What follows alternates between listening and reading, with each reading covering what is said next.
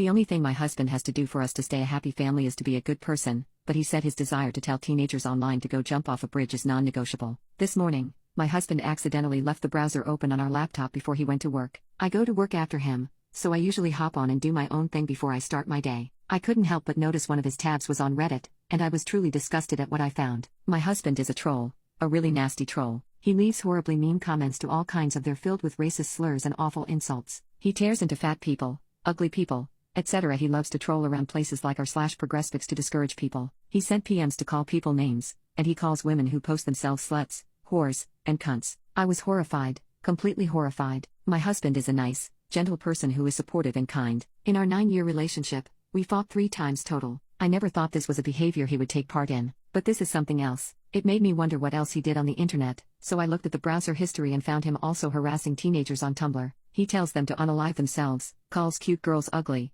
fat and stupid, etc. It horrifies me to think this is the man who could be raising our daughter with me in a few months. I understand trolling can be fun, we've all laughed at Ken M once or twice, but this goes far beyond what I ever imagined. I don't know how to look at him. I've lost all respect for the man I looked up to and admired. Good men don't tear each other down. Good people don't do that in general. I don't know what to do. I want to bring it up to him, but I don't know how to do it without him automatically getting defensive and spouting off the same lines you hear from people. Get a thicker skin, the world isn't all kisses and rainbows, etc. Of course it isn't, but why contribute to it? Update 1. Hi all. Sorry it's been a week, but I had a lot to process. I ended up confronting him about the issue very calmly over breakfast. I asked him flat out if he was harassing and bullying people online. He said yes and immediately withdrew. After telling him that I needed to know why, really why and not just I don't know, he said he needed time to think about it. When he finally gave me his answer, I was disappointed. He said he trolled and bullied people because it was an outlet for him to relieve stress. He said he didn't view the people as real or what he was doing as anything other than a joke, and if it hurt feelings, those people have bigger problems,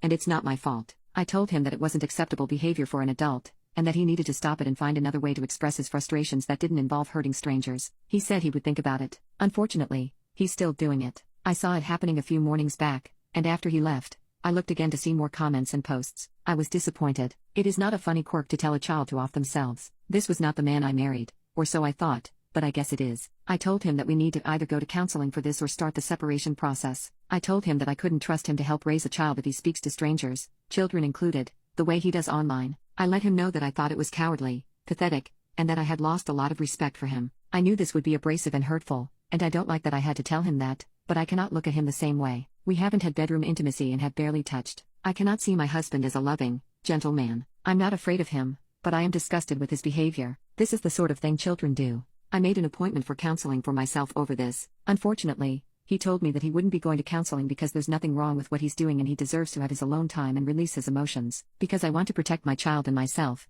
I have asked him to leave the house. He's staying with some friends, but I don't think this will lead to a reconciliation. I'd hoped this story would have gone another way. Update 2. So as you can see, it has been 6 months since this all started unfolding. Since then, I gave birth to my beautiful daughter. She is the light of my life, and she is one of the easiest babies I've ever been around. After 1 month of being apart, he contacted me and asked if I would still be willing to enter into counseling regarding our situation. Of course, after being together for so long and us having a child, and my belief that marriage is not something to be taken lightly, I jumped at this. In counseling, it was revealed that he was doing a lot more than I knew about. He was heavily involved in bullying people all over the internet. He said that this was his stress relief and that if people can't take it, then it's their problem, not his. He admitted to being involved in taking pictures of fat women and posting them on Reddit, taking them from Tumblr, etc. In general, it was all worse than I had originally known. He moved to individual therapy as well, while still not living at home and thus not meeting elsewhere. He started to put his efforts elsewhere and picked up a few new hobbies to release his tension. He then decided that he would stop, and we slowly merged our family together again. I was feeling happy,